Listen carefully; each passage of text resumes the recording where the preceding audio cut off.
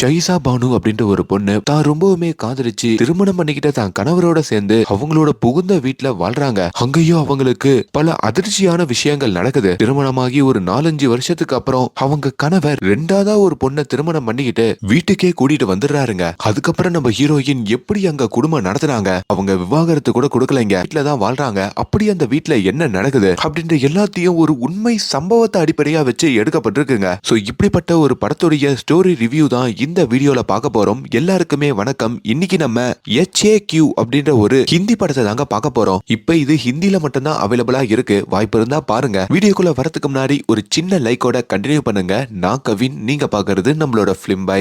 போறதுக்கு முன்னாடி ஒரு சின்ன விஷயத்தை உங்ககிட்ட சொல்லிக்கிறேன். பொதுவா ஒரு ஆண் கிட்ட இருந்து ஒரு பெண் விவாகரத்து வாங்கினதுக்கு அப்புறம் அந்த பெண் தனிமையில வாழ்றதுக்கு கணவர்கிட்ட இருந்து காசு கேட்பாங்க பாத்தீங்களா? அந்த காசை ரொம்ப கேவலப்படுத்தி பேசுறவங்களும், டைவர்ஸ் பண்ணிட்டு ஹஸ்பண்ட் கிட்ட இருந்து இவ கொள்ளடிக்கிறாப்பா அப்படின்ற மாதிரி ஏளனமா பேசுறவங்க எல்லாருமே இந்த கதையை கேட்டீங்கன்னா கண்டிப்பா யோசிப்பீங்கன்னு நினைக்கிறேன். கட் பண்ணா படத்துடைய ஆரம்பத்திலேயே 89ல இந்த கதை நடக்கிற மாதிரி காட்டுறாங்க. நம்ம ஹீரோயினான ஷைசா பானு இருக்காங்க பாத்தீங்களா? அவங்க இப்போ ஒரு ரேடியோக்கு வந்து பேட்டி கொடுக்கறாங்க. இந்த ஷைசா பானு சாதாரணமான ஆள் இல்ல. 3 வாட்டி தலாக்குன்னு சொன்ன தன்னுடைய கணவரை எதிர்த்து சண்டை போட்டு இந்தியாவையே திரும்பி பார்த்த ஒரு பொண்ணு. அவங்களதான் நம்ம இன்டர்வியூ எடுக்க போறோம்னு சொல்லி இப்ப நம்ம ஹீரோயினுடைய கதையையும் அங்க இருக்கிற ரேடியோ RJ கேக்குறாங்க. இந்த கதை 67ல தாங்க ஆரம்பிக்குது. யூபியில இருக்கிற ஒரு வக்கீல காமிக்கிறாங்க. அவரு தாங்க நம்ம படத்துடைய ஹீரோ. அவரு தான் அப்பாஸ். அப்படி அவர் கோர்ட்ல வாதாடிக்கிட்டே இருக்கும் போதோ அவரை அந்த கோர்ட் வாசல்ல வந்து அப்பப்போ ஒரு பொண்ணு சைட் அடிப்பாங்க. அவங்க தான் நம்ம ஷைசா பானு. அப்பாஸ் நம்ம பானுவை ரொம்ப செல்லமா கூப்பிட்டு காதலிச்சு ரொம்ப சந்தோஷமா சுத்திக்கிட்டு இருப்பாரு. இப்ப இவங்க 2 பேரும் ஒரு லைப்ரரியிலயும் பேசிக்கிறாங்க. நம்ம காதல் விஷயத்த வீட்டுல சொல்லிட்டியா? அப்ப சீக்கிரமாவே நம்ம நிக்கா பண்ணிக்கலாமான்ற மாதிரி கேட்க அங்க பானுக்குமே பயங்கரமான வெக்கங்க. கட் பண்ணா இவங்க 2 பேருக்குமே அந்த திருமணம் முடிவாகுதுங்க. அப்படி இவங்க 2 பேரும் திருமணத்துக்கும் ரெடி ஆகிட்டு இருக்காங்க. காதல் திருமணம், அதுவும் வீட்டுல சொல்லி வீட்லயும் சம்மதம் சொல்லிட்டாங்க. அப்படின்றதுனாலயே இங்க கோலாகலமா 2 பேரும் கொண்டாட செய்யறாங்க. அப்படி இஸ்லாமிய முறைப்படி இவங்க 2 பேருக்கும் நல்லபடியா அந்த நிக்கா முடிய, அப்படி இஸ்லாமிக் முறைப்படியே இவங்களுடைய திருமணத்தையும் இவங்க பதிவு பண்றாங்க. அவ்வளவுதாங்க. இப்ப நம்ம ஹீரோயினை நம்ம ஹீரோவுமே ஹனிமூன் கூட்டிட்டு போக, ஹனிமூன் முடிஞ்ச கையோட ஹீரோயின் புகுந்த வீட்டுக்கும் வராங்க. நம்ம ஹீரோயின் ஷைசா பானு கிட்டத்தட்ட நம்ம அம்மாக்கள் மாதிரி தாங்க. எப்பவுமே தான் கணவருக்கு பிடிச்சதை சமைக்கணும், வீட்லயே இருக்கணும் அப்படின்ற மாதிரி தான் அவங்க தாட்ஸ் தான் இருக்கும். புகுந்த வீட்டுல முதல் நாள்லயே கிச்சனுக்கு வந்து என்ன சமைக்கலான்ற மாதிரி தான் மாமியார் கூடயும் பேசிக்கிட்டு இருக்க அவங்க கணவர் அப்பாஸுமே நம்ம ஹீரோயின் சமைக்கிறதுக்குன்னு சில விஷயங்கள் எல்லாம் வாங்கி கொடுக்கறாரு. அதே வேலையில ஹீரோயினுக்கு தைக்கிறதுனா ரொம்ப பிடிக்குங்க. அப்படி ஒரு தையல் மிஷினையும் வாங்கி கொடுக்க ஒரு வேலை விஷயமா அப்பப்போ கோர்ட்டுக்கு போயிடுவாருங்க. வீட்டுல ஒரு டெலிபோன் வாங்கி வச்சிருப்பாங்க. அந்த டெலிபோன்ல தான் இவங்க 2 பேரும் நிறைய நேரங்கள் பேசிப்பாங்க. அப்படி அந்த முதல் 1 வருஷம் ஷைசா பானு அவங்க வாழ்க்கைய சந்தோஷமா வாழ்வாங்க. ஒரு இடத்துல அவங்க பிரெக்னன்டாவும் மாற, அப்படி ஒரு வேலையில தான் ஹீரோ இருக்காரு பாத்தீங்களா? அவரோட வீட்டு பின்புறத்துல ஒரு சின்ன வீடு இருக்கோங்க. அதாவது ஒரு சின்ன ரூம் மாதிரி. அந்த ரூமுக்கு பக்கத்திலேயே பக்கத்து வீட்டுக்காரரு வீடு கட்டிருப்பாரு. ஆனா காம்பவுண்ட் கட்டிருக்க மாட்டாரு. அது இல்லாம அவங்க வீட்டுக்கு ஒரு பெரிய கூரைய வேற கட்டி வச்சிருப்பாரு. அது இப்போ ஹீரோவுடைய லேண்ட் பக்கம் வந்து தொங்கிக்கிட்டு இருக்கோங்க. இதையுமே ஷைசா பானு பாக்குறாங்க. இந்த கூரை எதுக்கு நம்ம பிளேஸுக்கு வருது, பேசாம இடிச்சிடலான்ற மாதிரி முடிவு பண்ணி அந்த பக்கத்து வீட்டுக்காரருடைய மனைவி கிட்ட பேசியும் அந்த கூரையை இடிக்க, ஆனா அந்த பக்கத்து வீட்டுக்காரரு அதை பாத்துடுறாரு. யாரு எங்க வீட்டு கூரையை இடிக்கிறது? இல்லைங்க, கீழே செடி வைக்க போறேன், மேல உங்க கூரை இடிக்கும், அதனாலதான் இடிக்க சொல்லிட்டேன். உன் செடியை வளர்க்கறதுக்கு கூரையை இடிப்பியா? எங்க இது எங்களுடைய லேண்ட் சைடு வந்து தொங்கிக்கிட்டு இருக்குங்க, அதனாலதான் இடிக்கிறோன்னு ஹீரோயின் சொல்ல, இது ஒன்னும் உன்னுடைய லேண்ட் இல்ல, உன் புருஷனுடைய லேண்ட் தானே. ஒரு பொண்ணு எப்படி இப்படி ஆணுக்கு யூக்குலா பேசலாம்? உன் புருஷன் அதெல்லாம் உங்ககிட்ட சொல்லி கொடுக்கலையா அப்படின்ற மாதிரி அவர் கத்துறாரு. என்ன ஓவரா பேசுறீங்க, போலீஸ்ல கம்ப்ளைண்ட் கொடுக்கவான்ற மாதிரி ஹீரோயினும் கத்த அங்க ஒரு பயங்கரமான சண்டை வெடிக்குதுங்க. இந்த விஷயம் இப்ப நம்ம ஹீரோவுடைய காதுக்கும் போகுது. அடுத்த நாள் சாமி கும்பலான்னு மசூதிக்கு வராரு. அங்கேயுமே அந்த பக்கத்து வீட்டுக்காரர ஹீரோ பாக்குறாரு. நேத்து என் மனைவி உங்க கிட்ட கொஞ்சம் வாய் நீளமா சண்டை போட்டதுக்கு என்ன மன்னிச்சிருங்க. நீங்க என்னுடைய லேண்டு நான் தானே பேசணும்னு சொன்னீங்க. உங்களுக்கு ஒரு அதிர்ச்சி. ஷைசா பானு, இந்த பத்திரத்தை ஓபன் பண்ணி பாரு. நம்ம வீட்டுடைய பின்புறத்துல இருக்கிற அந்த பகுதியை உன் பேருக்கு நான் மாத்திட்டேன். அது இதுக்கப்புறம் உன்னோட நிலம். பக்கத்து வீட்டுக்காரன் கூரையை இடிக்கலன்னா நீ கம்ப்ளைண்ட் கொடு, நான் பாத்துக்கிறேன்ற மாதிரியும் அங்க சொல்ல, இப்ப அந்த பக்கத்து வீட்டுக்காரரும் காண்டாகி அங்க இருந்து கிளம்பிடுறாரு. சோ இப்படி நம்ம ஹீரோயினை நம்ம ஹீரோ தாங்குன்னு தாங்குவாருங்க. இப்ப இவங்களுக்கு பசங்களும் பிறக்குறாங்க. காலங்களும் ஓடுது. முதல் குழந்தை பிறந்து 2வது குழந்தை பிறந்து ஒரு 4-5 வருஷம் கழிச்சு இந்த கதையை காமிக்க, கல்யாணம் ஆன புதுசுல எவ்வளவு எவ்வளவு ஆர்வத்தோடையும் காதலோடையும் நம்ம ஹீரோ இருந்தாரோ அதெல்லாம் இப்போ கம்மியாயிடுச்சுங்க. இன்னைக்கு நம்ம ஹீரோக்கும் ஹீரோயினுக்கும் ஆனிவர்சரி. எப்பவுமே உங்க படத்துக்கு போறது வழக்கம். ஹீரோயினும் தியேட்டர் வாசல்ல இருந்து ரொம்ப நேரமா வெயிட் பண்ணிட்டு இருக்க. ஆனா ஹீரோ மறந்துடுறாரு போல. என்னதான் காலங்கள் ஓடினாலும் இன்னும் அந்த பக்கத்து வீட்டுக்காரனோட சண்டை மட்டும் அதிகரிச்சுக்கிட்டே இருக்கு. ஹீரோயினுடைய பையன் தெரியாம பால தூக்கி பக்கத்து வீட்டுல போட்டுறான் போல. அவரும் புடிச்சு பயங்கரமா திட்டி விட்டுறாரு. இதையும் ஹீரோயின் தான் கணவருக்கு ஆபீஸ்ல இருக்கும் போது கால் பண்ணி சொல்ல, இதே வேலையா போச்சு, சும்மா நொய்னு கால் பண்ணாத, நான் ஆபீஸ்ல வேலை தானே பாக்குறேன், நீ ஏன் ஹேண்டில் பண்ணு, இதுக்கப்புறம் இந்த சின்ன பிரச்சனைக்கெல்லாம் கால் பண்ண வீட்டுல இருக்க போன் கனெக்ஷனை கட் பண்ணிடுவேன்ற மாதிரியும் ஹீரோ வேற திட்டுறாரு. என்ன இவரு இப்பெல்லாம் ஒரு மாதிரி பேசுறாருன்ற மாதிரி ஹீரோயினும் அங்க யோசிக்க, ஹீரோ தன்னை கத்துனதுனால ராத்திரியா அவங்க கோச்சிக்கிட்டு அவங்க பெட்ல உட்காந்துட்டு இருக்காங்க. அவரே வந்து சாரி கேட்கணுன்ற மாதிரியும் நினைக்க, ஆனா அவரோ வீட்டுக்கு வந்து பெட்டி படுக்கையெல்லாம் எடுத்து தன்னுடைய ட்ரெஸ் எல்லாம் அவரு எடுத்து வச்சுட்டு இருக்காருங்க. நான் உங்க மேல கோவமா இருக்கேன், நீங்க என்னன்னா ட்ரெஸ் எடுத்து வைக்கிறீங்க, எங்க போறீங்க? நான் பாகிஸ்தான் வரைக்கும் போறேன். இது பாகிஸ்தான் போறீங்களா? என் கூட கோச்சிக்கிட்டு பாகிஸ்தான் போறீங்களா?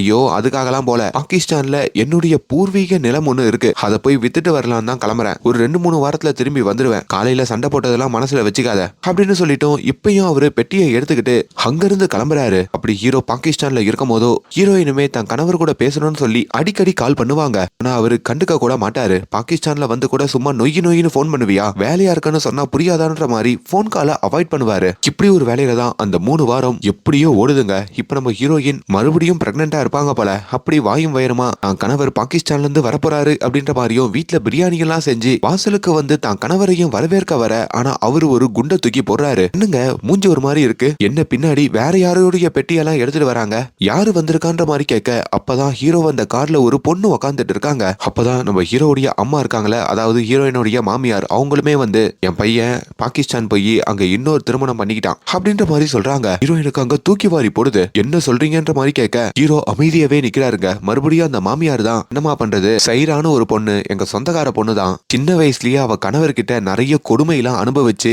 பல வழிகளை சந்திச்சுட்டு இருந்தா. அதே மாதிரி அவங்க அப்பா அம்மா வேற அவ இழந்துட்டா, அவளுக்கு போறதுக்கு நாதி இல்ல, அதனால்தான் அவளை உன் கணவர் 2ஆவதா திருமணம் பண்ணி இந்த வீட்டுக்கு கூட்டிட்டு வந்திருக்காரு. ஏன் இது ஊர் உலகத்துல எல்லாம் நடக்காததா? நம்ம சொந்தக்காரங்களையே எத்தனை பேர் 2 திருமணம் பண்ணி 2 பொண்டாட்டியோட ஒரே வீட்டுல வாழ்ந்திருக்காங்க, கொஞ்சம் அட்ஜஸ்ட் பண்ணிக்கிட்டு போமா அப்படின்ற மாதிரியும் சொல்றாங்க.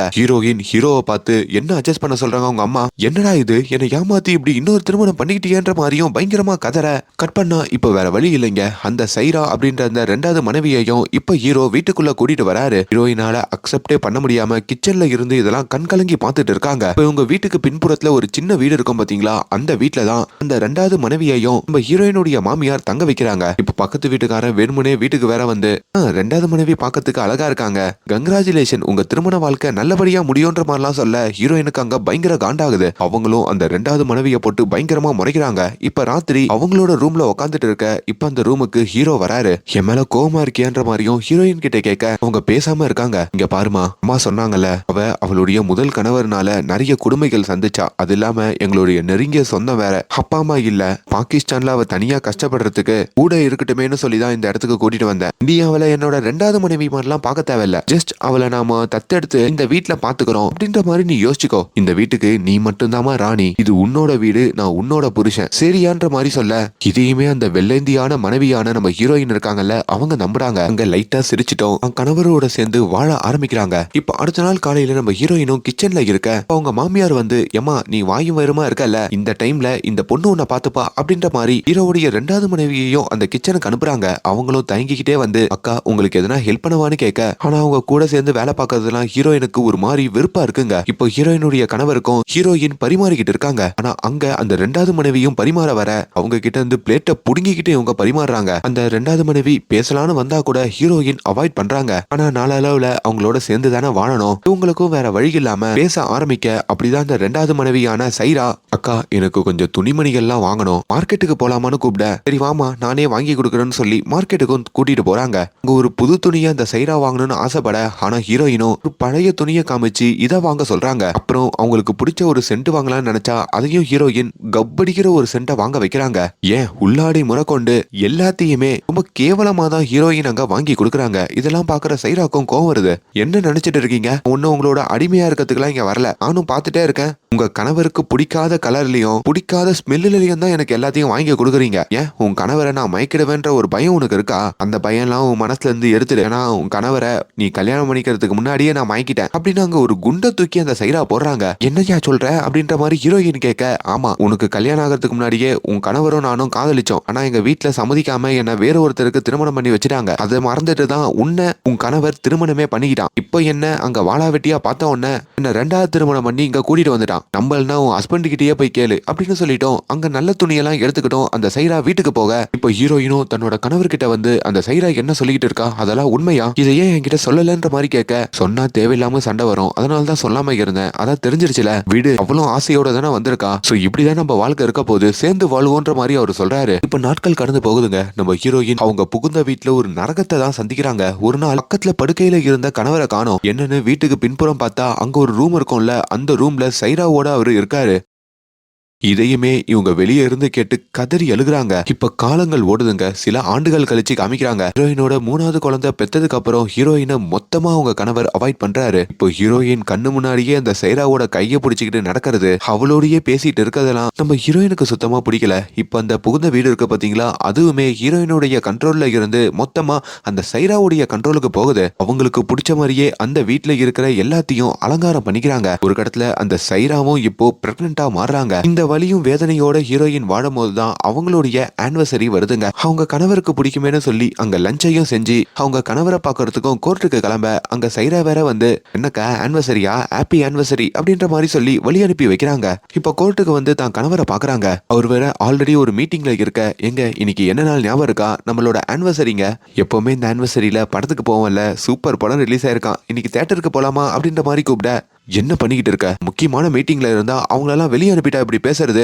நான் நைட்டு வரப்போ எதனா வாங்கிட்டு வரேன், தயவு செஞ்சு இங்க இருந்து கிளம்பு அப்படின்ற மாதிரியும் ஹீரோ கத்துறாரு. அப்படி கத்தி மத்தவங்க முன்னாடி அசிங்கப்படுத்தியும் ஹீரோயினா அங்க இருந்து வெளியே அனுப்ப, அவ்வளவுதாங்க அவங்களோட மனசு சுக்குநூறா உடையுது. இதுக்கு மேல இந்த மனுஷனோட நம்ம சேர்ந்து வாழ முடியாது, இவர் மொத்தமாவே நம்மள வெறுத்துட்டு சைராவோட தான் வாழ்றாருன்ற மாதிரி முடிவு பண்ணி நம்ம ஹீரோயின் அவங்களோட 3 பசங்களையும் கூப்பிட்டுக்கிட்டு அவங்களுடைய அம்மா வீட்டுக்கு கிளம்புறாங்க.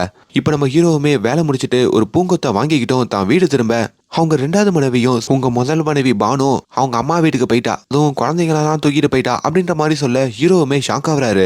இப்போ ஹீரோயின் உங்க ஊரு வந்து இறங்க. அப்படி ஹீரோயினுக்கு ஒரு அப்பா இருப்பாருங்க. அவர் அந்த ஊர்ல ஒரு ஆசிரியரா இருப்பாரு. அந்த ஊர்ல இருக்கிற எல்லாரும் இப்போ எழுத படிக்க தெரிஞ்சதுன்னா அது நம்ம ஹீரோயினோட அப்பாவால தான். அவருமே தான் பொண்ணை வந்து, கவலைப்படாத, நீ எவ்வளவு நாள் வேணாலும் இங்க இருக்கலான்ற மாதிரி சொல்றாங்க. நாட்கள் போதுங்க. அம்மா வீட்டுக்கு வந்து மன்னிப்பு கேட்டு ஹீரோ கூப்பிட்டு பாருன்னு பார்த்தா ஒரு கால் கூட பண்ற மாதிரி தெரியலைங்க. ஒரு மாசம் கழிச்சு மெயின்டெனன்ஸுக்குன்னு சொல்லி ஒரு 400 ரூபாய் ஹீரோயினுக்கு அனுப்பி வைக்கிறாரு. அந்த காலத்துல 400 ரூபாய் பெரிய அமௌண்ட்டுங்க. ஓ, எனக்கு அமௌண்ட் அனுப்புற அளவுக்கு அவர் ஆயிட்டாரா ஹீரோயினும் நொறுங்கி போக, இங்க ஹீரோவும் மூவ் ஆன் ஆகி அவரோட 2வது மனைவியோட வாழ்ற மாதிரி காட்டுறாங்க. இப்படி ஒரு வேலையில தான் நம்ம ஹீரோயினுக்கு கிட்ட இருந்து போன் கால் வருது. என்னமா அங்கேயே உட்காந்துட்டு இருக்க, இங்க வர மாதிரிலாம் உங்களுக்கு உத்தேசம் இல்லையா அப்படின்ற மாதிரி கேட்க, தப்பு பண்ணது உங்க பையன் தான், அவரை என்கிட்ட வந்து மன்னிப்பு கேட்டு என்ன கூட்டிட்டு போக சொல்லுங்க, அப்பதான் வருவேன்ற மாதிரி ஹீரோயின் சொல்ல, இது என் பையன் உன்கிட்ட மன்னிப்பு கேட்கணுமா அப்படின்ற மாதிரி அவங்களும் ஒரு மாதிரி சிரிச்சிட்டு போனை வைக்கிறாங்க. ஹீரோயினுடைய அம்மாவும், நீ இப்படி பண்றதுலாம் நல்லா இல்லமா, ஆம்பளைங்க என்ன வேணா பண்ணுவாங்க, அட்ஜஸ்ட் பண்ணி போமான்னு சொல்ல வர, ஆனா ஹீரோயினுடைய அப்பா தடுத்து நிப்பாட்டி அவ இஷ்டத்துக்கு அவளை விடுன்ற மாதிரி சொல்றாரு. இப்ப சில நாட்கள்லயே நம்ம ஹீரோ மாசம் மாசம் அனுப்புற அந்த மெயின்டெனன்ஸ் தொகை இருக்கு பாத்தீங்களா, அந்த 400 ரூபாய் அதை அனுப்பாமையே விட்டுறாருங்க. இப்ப அது இல்லாம பசங்களை வேற ஹீரோயினால பாத்துக்க முடியல. அந்த மெயின்டெனன்ஸ் காசு கேட்கறதுக்கும் ஹீரோவோட சமாதானம் ஆகிறதுக்கும் நம்ம ஹீரோவுடைய வீட்டுக்கே நம்ம ஹீரோயின் அவங்க அப்பாவோடையும் பசங்களோடையும் வராங்க. ஹீரோவும் பசங்களை பார்த்துட்டு அப்படியே கட்டி அணைச்சிக்கிறாரு. ஹீரோ கிட்டையும், நான் உங்ககிட்ட தனியா பேசணும்ன்ற மாதிரி கேட்க, நீங்க கொஞ்ச நாளா மெயின்டெனன்ஸ் காசே அனுப்புறது இல்ல அப்படின்ற மாதிரி ஹீரோயின் ஆரம்பிக்கிறாங்க. ஓ, அதை கேட்கறதுக்கு தான் இங்க வந்தியான்ற மாதிரி ஹீரோ கேட்க, இல்ல இல்ல உங்களையும் மிஸ் பண்ண, அதனால தான் வந்தன்ற மாதிரி சொல்ல வர, ஹீரோ அதுக்குள்ள ஹீரோயினை ஜட்ஜ் பண்றாரு. ஏண்டி, நீ ஒரு படத்துக்கு என்ன கூட்டு போலான்னு சொல்லி இங்க இருந்து கோச்சிக்கிட்டு உங்க அப்பா வீட்டுக்கு போயிட்டா நீ ரொம்ப நல்லவன்ற மாதிரி மாறிடுமா அப்படின்னு ரொம்ப தாக்கி பேசுறாரு. இது ஹீரோயினுக்குமே ஒரு மாதிரி இருக்கு. என்னோட பெர்மிஷன் இல்லாம 2வது ஒரு பொண்ணை திருமணம் பண்ணி வீட்டுக்கு கூட்டு வந்தீங்க, அதனால தான் நான் கோச்சிட்டு போனேன், படம் ஒன்னும் காரணம் இல்ல, எவ்வளவு கேவலமா என்ன ஜட்ஜ் பண்ணாதீங்கன்ற மாதிரியும் கத்துறாங்க. அப்படி கத்திட்டு மறுபடியும் பசங்களை கூப்பிட்டுக்கிட்டு தன்னோட அப்பாவோட அவங்க வீடு திரும்ப, அந்த டைம்ல இந்த மாதிரி கணவர் மனைவி பிரச்சனைனா கோர்ட்டுக்கு போறதுக்கு முன்னாடி அந்த மதத்துல இருக்கிற முக்கியமான நபர்கள் கிட்ட கலந்து பேசுவாங்க. அப்படி ஹீரோயினுடைய அப்பாவும் அவர் மதத்தை சேர்ந்த ஒருத்தர் கிட்ட பேச வர, ஆனா அவருமே ஹீரோக்கு தாங்க சப்போர்ட் பண்றாரு. அப்பதான் ஹீரோயின் பக்கத்துலயும் அவங்க அப்பா வந்து நின்னு, நீ ஒன்னும் கவலைப்படாதமா, உனக்கு என்னவா இருந்தாலும் கடைசி வரைக்கும் உங்க அப்பா நான் கூட இருப்பேன் அப்படின்ற மாதிரி சொல்லிட்டு இப்போ அடுத்த நாள் தன்னோட பொண்ணை கூப்பிட்டுக்கிட்டும் அவரு ஒரு கோர்ட்டுக்கு வராரு. அப்படி அங்க ஒரு வக்கீல் உட்காந்துட்டு இருக்க, நான் ஒரு கம்ப்ளைண்ட் கொடுக்கணும். யார் மேல கம்ப்ளைண்ட் அப்படின்ற மாதிரி கேட்ட உடனே நம்ம ஹீரோடைய பேரையும் அவங்க ஒரு பேப்பர்ல எழுதி அப்பாஸ் மேலன்னு சொல்ல, எது அப்பாஸ் மேலையா? அவர் இதே கோர்ட்ல தானே வக்கீலா இருக்காரு. அவர் என் கணவர் தான். அவர் மேலதான் கம்ப்ளைண்ட் கொடுக்கணும். அவர் எனக்கு மெயின்டெனன்ஸ்னு சொல்லி 400 ரூபாய் பணம் கொடுத்தாரு. ஆனா இப்போ கொஞ்ச மாசமா அனுப்பாமையே விட்டுட்டாரு. இப்ப நானும் அவருடைய பசங்களும் நடுத்தருவில் நிக்கிறோம். அந்த அமௌண்ட்டை கேஸ் போட்டு நீங்க வாங்கி கொடுக்கணும்ன்ற மாதிரி கேட்க, இப்ப அந்த கேஸையும் அங்க ஃபைல் பண்றாங்க. அதே வேளையில அங்க இருக்கிற ஒரு வக்கீலும் இத பார்த்துட்டு நம்ம ஹீரோ கிட்ட வந்தோம், உங்க மனைவி உங்களுக்கு எதிராவே கேஸ் போடுறாங்கன்ற மாதிரியும் வத்தி வைக்க ஹீரோக்கு பயங்கர கோவம் வருது. கட் பண்ணா இப்ப 75க்கு இந்த கதை வருதுங்க. அப்படி ஒரு கோர்ட்டை காமிக்கிறாங்க. அங்கேயுமே நம்ம ஹீரோயின் வந்து ஆஜராக, ஹீரோயினுக்காக அவங்க சார்பில் எந்த ஒரு வக்கீலுமே ஆஜராகலைங்க. ஜட்ஜுமே கணவர் மனைவிக்குள்ள பிரச்சனை, இதையெல்லாம் இங்க டிசைட் பண்ண முடியாது, நீங்க உங்க மதத்துல இருக்கிறவங்க கிட்ட பஞ்சாயத்து பண்ணி வைக்க சொல்லி கேளுங்க அப்படின்ற மாதிரியும் அங்க இருந்து கிளம்ப சொல்ல, இல்லைங்க எங்களோட கதையை முழுசா கேளுங்க, நானும் என் பசங்களும் ரொம்ப கஷ்டப்படுறோம், என் ஹஸ்பண்ட் 2வது மனைவியோட சந்தோஷமா இருக்காருன்னு சொல்ல வர, அம்மா அதெல்லாம் கேட்கலாமா, ஆனா நீ வாதாடக்கூடாது, உன் சார்பா வக்கீல் வேணும். வக்கீல் இருக்காங்களான்னு கேட்கும் போது தான் அங்க ஒரு வக்கீல் இருக்காங்க. அவங்களுடைய பேரு பேலா ஜெயின். அவங்க செக்ஷன் 125 படி இந்த கேஸை ஃபைல் பண்ணிக்கோங்க, நான் தான் இந்த ஷசியா பானுவுடைய வக்கீல் அப்படின்ற மாதிரியும் அங்க ஆஜராகிறாங்க. இப்ப அந்த வக்கீலோட அசிஸ்டண்டா இருக்கிறது அவரோட பிரதருங்க. அவருமே வந்து இந்த பொண்ணை பார்த்தா காசு கொடுப்பானா கூட தெரியாது, இவளுக்காக எல்லாம் எதுக்கு ஆஜராகணும்ன்ற மாதிரி கேட்க, அவ ஏதோ பிரச்சனைன்னு வந்து நிக்கிறா, ஒரு பொண்ணுக்காக ஒரு பொண்ணு தானே வந்து நிக்க முடியும்ன்ற மாதிரியும் அந்த வக்கீல் சொல்றாங்க. இப்ப நம்ம ஹீரோ மேல கிரிமினல் கேஸ் கொடுத்திருக்காங்க போல. அதையுமே வீட்டுல அவர் பேசிக்கிட்டு இருக்க, இதையுமே அவங்க 2வது மனைவி கேக்குறாங்க, எங்க தேவையில்லாம எதுக்குங்க வம்பு, அவங்க 400 ரூபாய் தானே கேக்குறாங்க, அதை கொடுக்க வேண்டியதானன்ற மாதிரி சொல்ல, ஹீரோக்கு 400 ரூபாய் ஒரு மேட்டர் இல்லைங்க, ஆனா இப்ப அவர் கொடுத்தாருன்னா அவரு கீழே இறங்கி வந்த மாதிரி இருக்கும், அது அவருக்கு அவமானம், அதனால கொடுக்க மறுக்கிறாரு. இப்படி ஒரு வேலையில நம்ம ஹீரோயின் அவங்க வீட்டுல இருக்கும் போதோ அவங்க மாமியார் வீட்டுல இருந்து கால் வருதுங்க. அதாவது பிரச்சனைய இங்க பேசி சுமூகமா முடிச்சிடலாம் அப்படின்ற மாதிரியும் ஹீரோயினை அங்க வர சொல்றாங்க. அப்படி ஹீரோயினும் தன்னோட மாமியார் வீட்டுக்கும் ஆசையா போக, இதுக்கப்புறம் கணவரோட சேர்ந்து வாழ போறோன்ற மாதிரியும் அவங்க நினைக்கிறாங்க. அங்க ஹீரோயினுடைய கணவரும் வராரு. எவ்வளவு தைரியம் இருந்தா என்ன அவமானப்படுத்துறதுக்கு நீ கோர்ட்டு வரைக்கும் இந்த கேஸ கொண்டு போவ, உனக்கு என்ன விட அந்த 400 ரூபாய் முக்கியமா போச்சுல, 400 ரூபாய் இல்ல 2000 ரூபாய் கொடுக்குறேன் அப்படின்னு சொல்லி மொத்தமா 2000 ரூபாய் எடுத்து கையில கொடுத்துட்டு லாக் அப்படின்ற மாதிரி ஒரு 3 வாட்டி அவரு சொல்றாருங்க. அப்படி 3 வாட்டி சொன்னா கணவர் மனைவிக்குள்ள விவாகரத்து நடந்த மாதிரி. இதை கேட்டும் ஹீரோயின் அதிர்ச்சி ஆகுறாங்க. இப்படி அவசரப்பட்டு நம்ம கணவர் நம்மளை இப்படி பிரிஞ்சுட்டாருன்ற மாதிரியும் அவங்களுக்கு என்ன பண்றதுன்னு புரியல. மேற்கொண்டு உனக்கு அந்த 400 ரூபாய் நான் கொடுக்கவே மாட்டேன், இதுதான் உனக்கு மொத்தமா சேர வேண்டிய அமௌண்ட், 2000 ரூபாய் எடுத்துட்டு கிளம்புன்ற மாதிரியும் அவமானப்படுத்தி அனுப்ப, ஹீரோயினும் தலகுனிஞ்சு போய் அழுதுகிட்டே தன்னுடைய அப்பா வீட்டுக்கும் வராங்க. கொஞ்ச நாள்லயே நம்ம ஹீரோயினுடைய லக்கேஜ் எல்லாம் இருக்கு பாத்தீங்களா, அவங்க கணவர் வீட்டுல இருக்கிறது, அது எல்லாமே அவங்க அப்பா வீட்டுக்கும் வர அவங்க கதறி எழுதுறாங்க. இப்படி ஒரு வேலையில தான் அப்பாவோட சேர்ந்து அங்க தைச்சிக்கிட்டோம், சின்ன சின்ன வேலை பார்த்துக்கிட்டோம் ஹீரோயின் அங்க வாழ ஆரம்பிக்க, அப்படிதான் சில மாசங்கள் கழிச்சு அந்த வக்கீல் இருக்காங்க பாத்தீங்களா, அவங்க நம்ம ஹீரோயினை தேடி வராங்க. ஏமா நம்ம இந்த கேஸை இப்படியே முடிச்சிடலாமாமா, கோர்ட்டுக்கு கொண்டு போவோமா, அதாவது நம்ம ஊர் சட்டத்தின்படி ஒரு கணவர் ஒரு மனைவிய பிரியணும்னு நினைச்சிட்டா அந்த மனைவி 2ஆவதா இன்னொரு திருமணம் பண்ணிக்கிற வரைக்கும் தன்னோட கணவர்கிட்ட இருந்து மெயின்டெனன்ஸ்னு சொல்லி காசு வாங்கிக்க முடியுமா, அது உன்னோட உரிமை, உன்னோட ரைட்ஸ், புரியுதா, அதை நம்ம கோர்ட்ல போய் கேஸ் போட்டு வாங்குவோம், அவன் யாரு உனக்கு மொத்தமா 2000 ரூபாய் கொடுத்து எவ்வளவுதானு சொல்றது, நான் இருக்கேன்ற மாதிரி அங்க சொல்ல, அப்படி நம்ம ஹீரோயின் மறுபடியும் கேஸ் ஃபைல் பண்றாங்க. ஹீரோவுமே கோர்ட்ல ஆஜராகி, ஜட்ஜையா நான் 3 வாட்டி தலாக்குன்னு சொல்லி அவளை பிரிஞ்சுட்டேன், இதுக்கு மேல அவ என்னோட மனைவி இல்ல,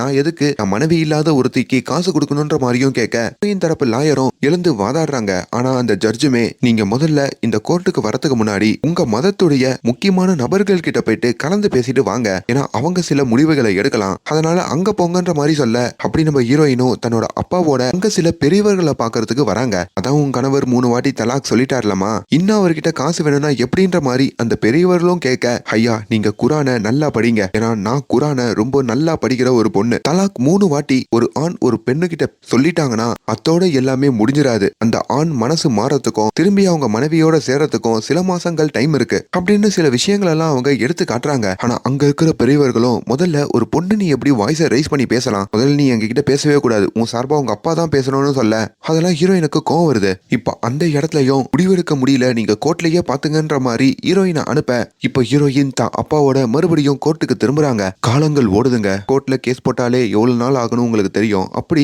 சில வருஷங்களே ஓடுது. ஹீரோயின் தரப்பு லாயரும் அங்க வாதாடி என்னோட கட்சிக்காரர் மறுபடியும் அவங்க கணவரோட சேரணும்லாம் கேட்கல. அவங்களுக்கு 3 பசங்க இருக்காங்க. அவங்கள பாத்துக்கிறதுக்கு மெயின்டெனன்ஸ் தான் காசு கேட்கறாங்க. அந்த 400 ரூபாய் மட்டும் மாசம் மாசம் அவரை கொடுக்க சொல்லுங்கன்ற மாதிரியும் வாதாட, ஆனா ஹீரோ கொடுக்கவே மாட்டேன்ற மாதிரி மறுபடியும் வாதாடுறாரு. அப்படி ரொம்ப கஷ்டப்பட்டு 80கள்ல வரும்போதோ இந்த வழக்குக்கான தீர்ப்பை அந்த கோர்ட் கொடுக்குதுங்க. அதாவது ஹீரோயின் கேட்கறது நியாயம்தான். அதனால மாசம் மாசம் அவங்களுக்கு 22 ரூபாய் அவங்க கணவர் கொடுக்கணும்ன்ற மாதிரி இங்க தீர்ப்பு வருதுங்க. ஹீரோயினுக்கு அது பெரிய ஷாக்கு. எது 22 ரூபாவா? அதை வச்சுக்கிட்டு நான் என்ன பண்ண முடியும்? இப்படி ஆயிடுச்சுன்ற மாதிரி யோசிக்க, அப்பதான் அங்க இருக்கிற வக்கீலும் நீ கவலைப்படாத, முதல்ல இந்த தீர்ப்பே நம்மளுக்கு சாதகமா முடிஞ்சது பெரிய விஷயம், இதுவே நம்மளுக்கு ஒரு வெற்றி தான்ற மாதிரியும் சொல்றாங்க.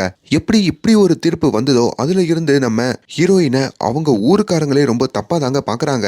எப்படி அவங்க கணவரை எடுத்து ஒரு பொண்ணு பேசலாம் அப்படின்னு சொல்லி நம்ம ஹீரோயினை பத்தியே தப்பு தப்பா அவங்க ஊர் செவரெல்லாம் அவங்க எழுதி வைக்கிறாங்க. கதை 81க்கு வருது. அப்போ பயங்கரமான மத கலவரம் வெடிக்குது. நம்ம ஹீரோயினுடைய ஊர்லயும் அவங்களுக்கு பாதுகாப்பு இல்லைன்னு சொல்லி தன்னுடைய பசங்களெல்லாம் கூப்பிட்டுக்கிட்டு இப்ப மறுபடியும் அவங்க ஹீரோவுடைய வீட்டுக்கு வராங்க. அதான் நம்ம எல்லாம் பிரிஞ்சிட்டோம்ல, இதுக்கப்புறம் இங்க எதுக்கு வந்த அப்படின்னு ஹீரோ கேட்கும் போதோ நம்ம ஹீரோயினுடைய லாயரும், சார் உங்களுக்கு ஞாபகம் இருக்கா, நீங்க இந்த பொண்ணு உங்க மனைவியா இருக்கும் போதோ உங்க வீட்டுல இருக்கிற ஒரு பின்புறம் பகுதியை உங்க மனைவிக்கு எழுதி வச்சீங்க. சோ இப்பவும் அது அவங்க பேர்ல தான் இருக்கு. அங்க வாழத்துக்கு தான் அவங்க வந்திருக்காங்கன்னு சொல்லிட்டு வீட்டு பின்புறம் இருக்கிற அந்த சின்ன ரூம்ல ஹீரோயின் சேஃப்டியா வாழ ஆரம்பிக்கிறாங்க. இதுவுமே ஹீரோக்கும் அவரோட 2வது மனைவிக்கும் பயங்கர கோவத்தை கொடுக்குதுங்க. இப்போ கோர்ட் சொன்னபடி அந்த 22 ரூபாய் மாசம் கொடுக்கணும்ல, ஆனா அதை கூட ஹீரோ கொடுக்க மறுக்கிறாரு. அது கொடுத்தா கூட தான் கீழே இறங்கி வந்த மாதிரி இருக்கும்னு சொல்லி மறுபடியும் மேல்முறையீடு பண்றாரு. அப்படி மறுபடியும் 82ல இந்த வழக்கு வருது. இந்த வழக்கை பார்த்துக்கிட்டே தான் நம்ம ஹீரோயின் அவங்களோட பசங்களையும் படிக்க வைப்பாங்க. அதே மாதிரி நம்ம ஹீரோயின் குரானை ரொம்ப தீவிரமா படிக்கிற மாதிரியும், குரான்லயே பெண்களுக்குன்னு உரிமை இருக்கு, பாதுகாப்பு இருக்கு, அதெல்லாம் வச்சுதான் கோர்ட்லயும் அவங்க இதையெல்லாம் சொல்லி வாதாடுவாங்க. ஹீரோக்கு ஒரே ஆம்பிஷன் தாங்க, எப்படின்னா இந்த பொண்ணை இந்த கேஸ்ல தோக்க வைக்கணும்ட்டு. அவரு நம்ம ஹீரோயினுடைய வக்கீலெல்லாம் விலைக்கு வாங்கணும்னு நினைப்பாரு. இப்போ 83க்கு இந்த கதை வர, அப்படி 83ல ஹைகோர்ட் ஒரு தீர்ப்பை கொடுக்குதுங்க. ஹீரோயின் தரப்பு அங்க கரெக்டா தான் வாதாடி இருக்காங்க. அவங்க பக்கம் தான் நியாயம் இருக்கு. அதனால அவங்களுக்கு மாசம் மாசம் 180 ரூபாய் மெயின்டெனன்ஸுக்குன்னு கொடுக்கணும்ன்ற மாதிரியும் அங்க ஒரு தீர்ப்பை கொடுக்க மறுபடியும் ஹீரோ கோவப்படுறாரு. இப்போ வேணும்னே ஹீரோயினுடைய லாயர் ஹீரோக்கு லட்டெல்லாம் கொடுத்து, அந்த 180 ரூபாய் உங்களுக்கு பெரிய அமௌண்டா இருக்காது, ஆனா நீங்க தோத்துக்கிட்டே இருக்கீங்கல்ல, அது உங்களுக்கு எப்படி இருக்கும்னு எனக்கு தெரியும், அதுவே எங்களுக்கு போதும் அப்படின்ற மாதிரி சொல்லிட்டு அங்க இருந்தும் போறாங்க. ஆனா ஹீரோ இத்தோட மட்டும் நிறுத்தாம சுப்ரீம் கோர்ட் வரைக்கும் போறாருங்க. ஹீரோவுடைய 2வது மனைவியும் ஒரு 180 ரூபாய்க்காக இதெல்லாம் பண்ணுமான்னு கேட்க, உனக்கு அறிவே இல்லையா, நான் 180 ரூபாய் கொடுக்க கூடாதுன்னு சொல்றதுக்கு தான் இதெல்லாம் பண்றேன்னு நினைக்கிறியா அப்படின்னு திட்டிட்டும் அவரோட கௌரவத்துக்காக தான் அவரு அங்க கோர்ட்டுக்கு போவாரு. இப்போ சுப்ரீம் கோர்ட்ல தீர்ப்பு வந்துருச்சுன்னா அதாங்க ஃபைனல். அதே வேளையில ஹீரோயினுடைய அப்பா இருக்காரு பாத்தீங்களா, அவரும் ஒரு கடத்துல போய் சேர அந்த விஷயத்த அவங்க அம்மா போன் பண்ணி இப்ப ஹீரோயின் அவங்க மாமியார் வீட்டுக்கு பின்புறத்துல தானே இருப்பாங்க, சொல்லலான்னு பாக்குறாங்க. அவங்க மாமியார் அந்த விஷயத்த ஹீரோயின் கிட்ட கூட சொல்ல மாட்டாங்க. அடுத்த நாள் தான் தான் அப்பா போய் சேர்ந்த விஷயமே ஹீரோயினுக்கு தெரியுங்க. இப்படி பல கொடுமைகள் அவங்க அனுபவிப்பாங்க. ஹீரோயினுக்கு எல்லாமாவே இருந்தது அவங்க அப்பா தானே. அவங்க அதுக்கப்புறம் உடஞ்சு போயிடுவாங்க. அப்படி அவங்க அப்பா இவங்களுக்குன்னு விட்டுட்டு போனது அந்த குரானை மட்டும் தாங்க. அதுலயும் ஒரு துண்டு சீட்ல இதுக்கப்புறம் இந்த குரான் உனக்கு துணையா இருக்குன்ற மாதிரி போட்டிருக்க. காலங்கள் கடந்து போகுது. என்னதான் காலங்கள் ஓடினாலும் நம்ம ஹீரோயினுக்கு வர அவமானங்கள் மட்டும் ஓய மாட்டேங்குதுங்க. ரோட்ல எல்லாம் கணவரையே எதிர்த்து கேஸ் போடுறவ சுப்ரீம் கோர்ட்ல கேஸ் இருக்கான் அப்படின்ற மாதிரி இன்னும் மட்டம் தட்டி பேச, முக்கியமா அந்த பக்கத்து வீட்டுக்காரன் இன்னும் ஹீரோயின் கிட்ட வம்பு பண்ணிக்கிட்டே இருக்காங்க. இப்படி ஒரு வேலையில தான் அந்த ஃபைனல் டே வருது. அதாவது சுப்ரீம் கோர்ட்ல நம்ம ஹீரோ வந்து இப்போ வாதாடுறாரு. தன்னை ஒரு விக்டிம் கார்டு மாதிரி பிளே பண்ணிக்கிட்டு ரொம்ப அப்பாவி மாதிரி காமிச்சுக்கிட்டு என்கிட்ட இருந்து என்னோட பணத்தை சுரண்டறதுக்கும் நீயே யூஸ் பண்ணிக்கிட்டவதான் என் மனைவி, அதனால என் மனைவிய பிரிஞ்சு வாழ்றப்ப நான் சந்தோஷமா இருக்கேன், அவளுக்கு அந்த மெயின்டெனன்ஸ் காசு கொடுக்க மாட்டேன் அப்படின்னும், அது இல்லாம தன்னோட மனைவியை பத்தி ரொம்ப தப்பா தரக்குறைவா சொல்லக்கூடாத வார்த்தைகளெல்லாம் சொல்லி அங்க பயங்கரமா அசிங்கப்படுத்த ஹீரோயின் நொறுங்கி போறாங்க. பட் இருந்தாலும் அவங்களுக்கு ஒரு விஷயம் மட்டும் தாங்க மைண்ட்ல இருக்கு, கணவர் கிட்ட இருந்து வாங்க போற அந்த காசு நம்மளோட உரிமை அப்படின்ற மாதிரி. இப்ப அட்லாஸ்ட் ஹீரோயினுடைய வக்கீலும் எழுந்து ஹீரோயினே அவங்களோட கடைசி வாதத்தை முன்வைப்பாங்கன்னு சொல்ல, அப்படி ஹீரோயின் எழுந்து என்னோட பேரு ஷஹீசா பானு, ஷஹீசானா யூனிக்கானவனு அர்த்தம். ஒரு வருஷத்துக்கு முன்னாடி தான் எங்க அப்பா என்னை விட்டுட்டு போனாரு. எங்க அப்பா தான் எனக்கு எல்லாமே சொல்லி கொடுத்தவரு. அது இல்லாம எங்க ஊருக்கே அவர் தான் எழுத படிக்க சொல்லி கொடுத்தாரு. ஆனா எப்போ என் கணவரை பிரிஞ்சு எங்க அப்பாவோட ஊருக்கு நான் போனனோ அப்பத்துல இருந்து அந்த ஊர்ல அவரு மூலயமா எழுத படிக்க தெரிஞ்சவங்களே என்ன பத்தி அவரோட பொண்ணை பத்தி ரொம்ப தப்பா செவுத்துல எழுதினாங்க. எனக்கு தப்பா நிறைய பேர்களை வச்சாங்க. அதை எல்லாம் பொறுத்துக்கிட்டு என் 3 குழந்தைகளையும் அதே ஊர்ல படிக்க வச்சு நான் வளர்த்தேன். ஒரு சின்ன தையல் மிஷின் இருக்கும், அதை கையாலேயே சுத்தி தான் தைக்கணும். அதை தைச்சுதான் என் பசங்களை படிக்க வைப்பேன். இந்த இடத்துல ஒரு விஷயத்த பதிவு பண்ணணும்னு நினைக்கிறேன். இதே நிலைமையில என் கணவர் வீட்டுல நான் இருக்கும் போதோ அவரு ரெண்டாவதா ஒரு பொண்ணை திருமணம் பண்ண மாதிரி நான் வேற யாருன்னா திருமணம் பண்ணி வீட்டுக்கு கூட்டிட்டு வந்தா என் கணவர் வீட்லயோ ஏன் இந்த சமூகத்துல எந்த வீட்லயாச்சும் ஒரு பொண்ணால வாழ முடியுமா? முடியாதுல. அப்ப எதுக்கு ஒரு கணவர் மட்டும் ஒரு பொண்டாட்டி இருக்கும் போதே ரெண்டாவதா இன்னொரு திருமணம் பண்ணிக்கிறாரு? அப்ப இங்க தப்பு பண்றது ஒரு ஆணா பெண்ணா? நீங்களே சொல்லுங்க. ஈஸியா வீட்டுக்கு கூப்பிட்டு வச்சு 3 வாட்டி தலாக் சொல்லிட்டு காசு கொடுத்து என்ன வெளியே அனுப்பிட்டாரு. ஆனா அவரோட நான் திருமணம் பண்ணிக்கிட்டு அந்த குழந்தைய பெத்துக்கிட்டு அவருக்குனே நான் வாழ்க்கைய வாழ்ந்தேன். அதுக்கு அந்த 2000 ரூபாய் காசு தான் பதிலா இங்க ஒரு ஆணுக்கு ஒரு பெண் மனைவியா இருக்கிறதுனாலேயே வீட்டு வேலை, அந்த கணவருக்கு சமைக்கிறது, அவளோட கனவை இழந்து வீட்டிலேயே முடங்கி இருக்கிறது, அது போக கணவர் என்ன சொன்னாலும் கேட்கறது, கணவருக்கு ஏத்த மாதிரி வாழ்றது, கணவருக்கு பிடிக்கலனா விட்டு போன்னு சொன்னா டக்குன்னு விட்டு போயிடணும். அப்ப நாங்க ரோட்ல நிப்போம், இவர் இன்னொரு திருமணம் பண்ணிக்கிட்டு ஜாலியா இருப்பாரு. அதுக்கப்புறம் எங்க வாழ்க்கை என்ன ஆகும் அப்படின்ற ஒரு கேள்விக்குறியோட காசு கேட்டா அதையும் நக்கல் பண்ற ஒரு சொசைட்டில இருக்கும் அப்படின்ற மாதிரிலாம் அவங்க சொன்ன உடனே அங்க எல்லாருக்கும் ஒரு மாதிரி ஆகுது. முக்கியமா ஹீரோயினுடைய கணவருக்கு ஒரு கடத்துல அங்க இதெல்லாம் ஜட்ஜுமே கேட்டுட்டு ஹீரோயின் மேல இருக்கிற நியாயத்தை புரிஞ்சுக்கிறாரு. அதன்படி இதுக்கு மேல நீங்க எங்கேயும் போக முடியாது. ஷைஷா பானுக்கு அவங்க கணவர் அப்பாஸ் கிட்ட இருந்து மாசம் மாசம் அந்த மெயின்டெனன்ஸ் காசு போய் தான் ஆகணும் அப்படின்ற ஒரு தீர்ப்பையும் கொடுக்க இப்படி போராடிதான் நம்ம ஹீரோயின் அங்க ஜெயிச்சிருக்காங்க. அவங்க ஜெயிக்கிறதுக்கு நிறைய பொறுமையும் கிட்டத்தட்ட ஒரு 10-15 வருஷம் இந்த வழக்கு நடந்திருக்குங்க. அதுக்கப்புறம் தான் அவங்களுக்கு கிடைக்க வேண்டிய அவங்க காசே வாங்கியிருக்காங்க. ஹீரோவையும் அவரோட தவற உணர்ந்து கடைசியா வருத்தப்படுற மாதிரி காமிக்க இப்ப நம்ம ஹீரோயின் ஆல்ரெடி குரான் ரொம்ப நல்லா படிப்பாங்கன்னு சொன்ன பாத்தீங்களா? அப்படி அவங்க படிச்ச குரானா எல்லாத்தையும் நிறைய இஸ்லாமிய பெண்களுக்கு அவங்க சொல்லி கொடுக்கற மாதிரியும் ஒரு அமைதியான வாழ்க்கையை அவங்க வாழ்ற மாதிரியும் இந்த படத்தோட கதை முடியுதுங்க. சோ இந்த கதையில என்ன இருக்கு அப்படின்றதான் நான் ஷார்ட்டா சொல்லியிருக்கேன். உங்களுக்கு இதை பத்தி எதனா கருத்து இருந்ததுன்னா அதை எல்லாமே கீழே கமெண்ட்ல சொல்லுங்க. அண்ட் மேலும் இந்த மாதிரியான வீடியோஸை தொடர்ந்து பார்க்கறதுக்கு நம்மளோட சேனலை சப்ஸ்கிரைப் பண்ணுங்க. Thank you so much.